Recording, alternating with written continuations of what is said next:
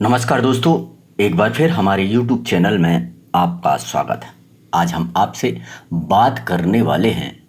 आज की बहुत बड़ी गंभीर समस्या है कोलेस्ट्रॉल। कोलेस्ट्रॉल क्या होता है, इसके लक्षण क्या है, इसके प्रकार क्या हैं, यह क्यों बढ़ता है और इसके क्या उपाय करना चाहिए जिससे हम कोलेस्ट्रॉल को कंट्रोल कर सकें, उसे बढ़ने न दें।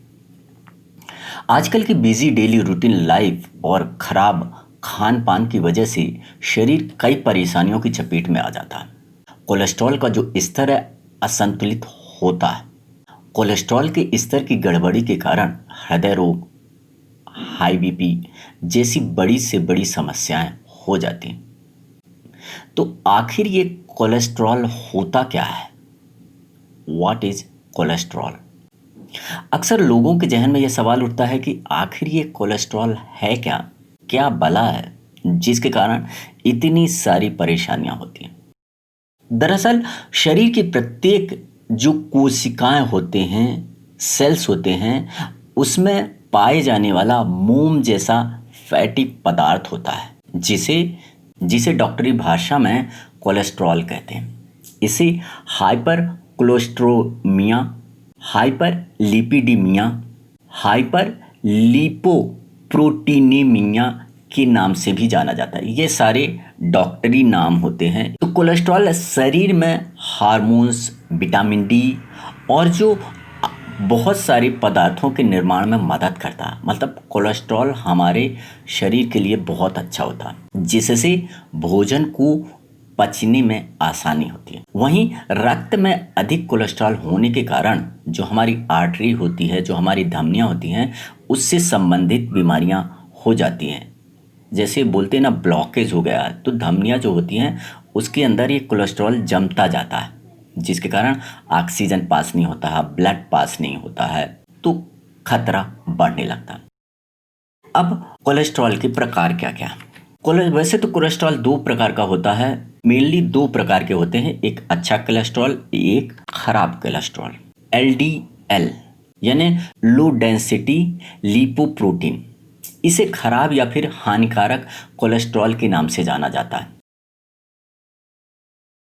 यह कोलेस्ट्रॉल धमनियों को ब्लॉक कर देता है, जिसकी वजह से बहुत सारी परेशानियां और बीमारियां आती हैं। एलडीएल कोलेस्ट्रॉल का उच्च स्तर, मतलब इसका बढ़ जाना, हृदय रोग और स्ट्रोक के खतरे को बढ़ाता है। अब दूसरा आता है हाई डेंसिटी लिपोप्रोटीन, एचडीएल। इस कोलेस्ट्रॉल को अच्छा कोलेस्ट्रॉल माना जाता है। मतलब हमारी जो धमनियां हैं, हमारी जो आर्टरीज हैं, वो क्लीन होती हैं। एचडीएल कोलेस्ट्रॉल का जो स्तर है सामान्य रहने से हृदय रोग और अन्य समस्याएं जो होती है, अन्य बीमारियां होती हैं, वो नहीं होती हैं और उनसे निजात पाने में मदद मिलती है। इसके बाद एक और आता है ट्राइग्लिसराइड्स। यह रक्त में पाए जाने वाला एक प्रकार का फैट होता है, वसा होता है, और कुछ अध्ययनों के अनुसार ट्राइग्लिसराइड के उच्च स्तर से महिलाओं में हृदय रोग का खतरा बढ़ता है। अब हम आते हैं कि कोलेस्ट्रॉल बढ़ता क्यों है भाई। तो सबसे पहला कारण है कि हमारा जो हम जीवन शैली जी रहे हैं, वो सबसे बड़ा कारण है। हम जो खाना खा पी रहे हैं, वो सबसे बड़ा कारण है। हमारी जो दिनचर्या है, डेली रूटीन है, वह सबसे बड़ा कारण है कोलेस्ट्रॉल की बढ़ने का। टाइम मैनेजमेंट बहुत ज़रूरी है, चाहे बिजनेस के लिए हो या हमारे शरीर के लिए हो। खराब खान पान, ऐसे खाद्य पदार्थों का सेवन जिसमें फैट की मात्रा अधिक हो, जैसे मांस, तले हुए खाद्य पदार्थ, डेयरी उत्पाद, चॉकलेट, जिसमें चर्बी ज़्यादा होती है, उन पदार्थों के खाने से हमारा एलडीएल यानी खराब कोलेस्ट्रॉल बढ़ता है। दूसरा कारण है शारीरिक गतिविधि, यानी हम जो रोज़मर्रा की जीवन शैली जी रहे हैं, ना हम एक्सरसाइज करते हैं, ना हम योग करते हैं, ना हम रनिंग करते हैं, सिर्फ बैठे रहते हैं, खाते रहते हैं और काम करते रहते हैं। तो वह सबसे बड़ा कारण है कि हमारी शरीर में कोलेस्ट्रॉल का बढ़ना। फिर स्मोकिंग, ड्रिंकिंग, इसके कारण भी हमारा कोलेस्ट्रॉल, अच्छा कोलेस्ट्रॉल होता है वह कम होता जाता है और ख़राब कोलेस्ट्रॉल बढ़ता जाता है। स्मोकिंग की वजह से जो महिलाओं में बहुत ज़्यादा प्रॉब्लम होती है कोलेस्ट्रॉल के मामले में, तो महिलाएं समझ जाएं, उन्हें स्मोकिंग नहीं करना चाहिए। दूसरा है आनुवांशिक यानी जेनेटिक। जेनेटिक के कारण भी लोगों को कई बार कोलेस्ट्रॉल की समस्या हो जाती है, तो यह भी एक कारण हो जाता है। अब हम आते हैं कि कोलेस्ट्रॉल के लक्षण क्या है, कैसे पता चले यार कि हमने अभी जांच नहीं करवाई है और हमें कैसे पता चले कि कोलेस्ट्रॉल हो गया, कोलेस्ट्रॉल की मात्रा बढ़ गई है। या कोलेस्ट्रॉल की मात्रा कितनी है या कोलेस्ट्रॉल टेस्ट से ही स्पष्ट हो सकती है, क्योंकि हाई कोलेस्ट्रॉल की वजह से किसी प्रकार के लक्षण सामने नहीं आते हैं। इसलिए अगर किसी को लंबे समय से उच्च कोलेस्ट्रॉल की समस्या है तो उसे डायरेक्ट हार्ट अटैक आ जाएगा, एंजाइना मतलब सीने में दर्द होता, हार्ट अटैक आ जाएगा, स्ट्रोक का खतरा बढ़ जाता है। कुछ मामले में तो व्यक्तियों को स्ट्रोक या दिल का दौरा पड़ने के बाद ही उच्च कोलेस्ट्रॉल के स्तर के बाद में पता चलता है यार भैया ये तो कोलेस्ट्रॉल बढ़ गया। इसलिए लोगों को समय समय पर कोलेस्ट्रॉल टेस्ट करवाते रहना चाहिए। तो दोस्तों अब हम आपको बताते हैं कि कोलेस्ट्रॉल से बचा कैसे जाए। तो बचने के लिए सबसे पहले कि हमारा वेट कंट्रोल में होना चाहिए, हमारा न ज़्यादा कम होना चाहिए न ज़्यादा बढ़ना चाहिए। तो कोलेस्ट्रॉल की समस्या का सबसे बड़ा कारण है वेट, मोटापा कोलेस्ट्रॉल बढ़ने के लक्षणों में से सबसे बड़ा कारण है। तो इसके बचने के लिए हमें सबसे पहले मोटापा को कम करना पड़ेगा। ऐसा नहीं है कि दुबले पतले लोगों को कोलेस्ट्रॉल नहीं बढ़ता है, उनको भी बढ़ता है। तो इसके बचाव के लिए आपको क्या करना है कि जो हमारा एक्स्ट्रा चर्बी वाले खाद्य पदार्थों का सेवन आपको सीमित कर देना चाहिए, चीनी कम कर देना चाहिए। दूसरी चीज़, व्यायाम करें, एक्सरसाइज करें, योग करें। हमें डेली कम से कम 1 घंटा एक्सरसाइज ज़रूर करनी चाहिए, योग ज़रूर करना चाहिए। मोटापा तो अपने आप कम हो जाएगा, हम फिट रहेंगे और कोलेस्ट्रॉल को नियंत्रित करने में हमें हेल्प मिलेगी। स्मोकिंग का ना करें, ड्रिंकिंग ना करें।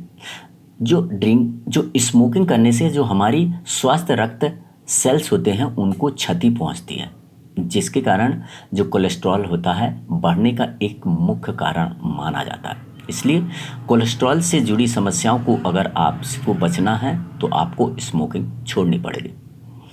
कोलेस्ट्रॉल टेस्ट हमेशा करवाते रहना चाहिए, जिससे हमें पता चलते रहे कि हमें कोलेस्ट्रॉल बढ़ा है कि नहीं। अब हम आपको बताते हैं कि कोलेस्ट्रॉल कम करने के घरेलू उपाय क्या हैं। आपने टेस्ट करवाया और आपको पता चल गया कि कोलेस्ट्रॉल बढ़ गया है, तो डॉक्टर तो अपनी तरह से आपको दवाई देगा। दवाइयाँ कब तक खाएंगे आप?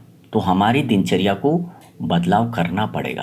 तो जो खाते पीते हैं उसी में बदलाव कर देना, ये खाना ये मत खाइए और ये खा लीजिए बस। जैसे हमें फाइबर युक्त फूड्स खाने, जो हमारे घुलनशील फाइबर युक्त खाद्य पदार्थों का सेवन करने से कोलेस्ट्रॉल की जो खराब कोलेस्ट्रॉल वह कम होता जाता है और अच्छा कोलेस्ट्रॉल बढ़ता जाता है। यह कोलेस्ट्रॉल को अवशोषित करने से रोकता है, बढ़ाने से रोकता है। कोलेस्ट्रॉल कम करने के लिए फाइबर से समृद्ध मतलब फाइबर से युक्त फूड्स हमें खाना चाहिए। जैसे साबुत अनाज होता है, दलिया हो गया, जौ हो गया, ये मदद करते हैं। जैसे फलों में सेब हो गया, केला हो गया, संतरा, नाशपाती। सूखे बेर भी बहुत अच्छे होते हैं कोलेस्ट्रॉल के स्तर को बढ़ाने के लिए। किडनी बीन्स हो गया, दाल हो गए, छोले हो गए, काले मटर हो गए, बीन्स होते हैं जिसमें फाइबर ज़्यादा हो, उन्हें हमें खाना चाहिए। वेजिटेबल्स खाना चाहिए, फलों का सेवन करना चाहिए। सब्जियों में भी कोलेस्ट्रॉल को नियंत्रित करने की बहुत बड़ी भूमिका होती है। ये हमारे शरीर के कोलेस्ट्रॉल को कम करने वाले जो कंपाउंड्स होते हैं उन्हें बढ़ाता है और इसमें जो सब्जियां होती हैं इसमें स्टेनोल और स्टेरोल जो कंपाउंड्स होते हैं वो मौजूद होते हैं, जो घुलनशील फाइबर की तरह शरीर में काम करते हैं। ओमेगा 3 फैटी एसिड युक्त खाद्य पदार्थों का सेवन करें। ओमेगा 3 फैटी एसिड हानिकारक एलडीएल कोलेस्ट्रॉल के स्तर को कम करने के साथ साथ अच्छे कोलेस्ट्रॉल को बढ़ाने में मदद करता है।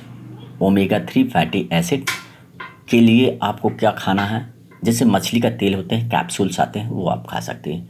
चिया सीड्स खा सकते हैं। अलसी का तेल उपयोग करिए या अलसी को आप कच्चा भी खा सकते हैं। अखरोट खाइए। कनोला तेल चाहिए, सोया तेल हो गया, सोयाबीन हो गया, टोफ़ी हो, इसमें बहुत अच्छा होता है।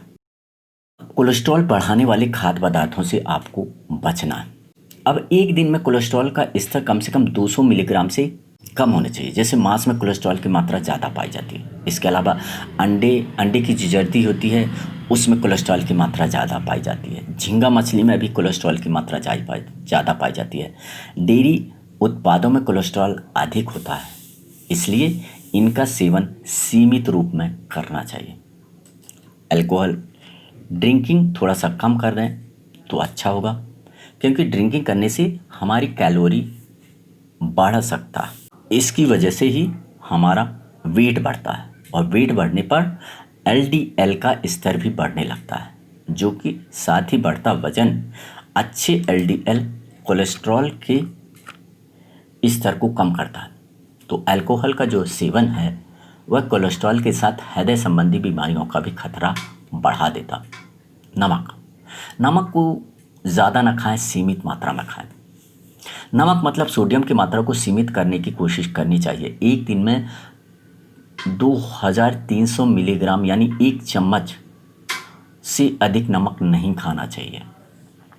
नमक सीधी मात्रा से कम करने से कोलेस्ट्रॉल कम नहीं होगा, लेकिन यह जो रक्तचाप को कम करके हृदय रोग के जोखिम को कम करता है।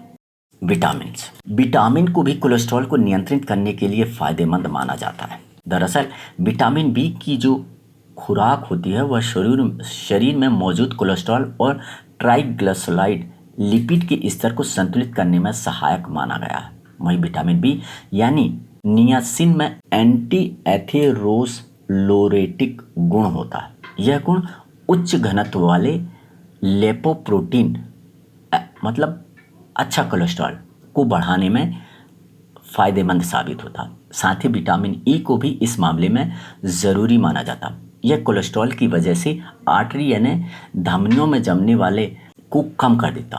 कोलेस्ट्रॉल की वजह से होने वाली धमनियों में जो आर्टरीज में बीमारियां होते हैं उन्हें दूर करता है। इसलिए विटामिन से संबंधित फूड ज़रूर खाएं। यदि आप सप्लीमेंट ले रहे हैं तो एक बार डॉक्टर से ज़रूर सलाह लें। कोलेस्ट्रॉल बीमारी नहीं, समस्या है, बल्कि यह एक स्थिति है जिसकी वजह से अन्य बीमारियां घेर सकती हैं। इसलिए घरेलू उपचारों से कोलेस्ट्रॉल को कम किया जा सकता है। हमें उम्मीद है हमारा ये वीडियो आपको पसंद ज़रूर आया होगा। हमारा उद्देश्य आपका स्वाद। यदि आपने अभी तक हमारे चैनल को सब्सक्राइब नहीं किया है तो अभी तुरंत सब्सक्राइब करें। थैंक यू, धन्यवाद।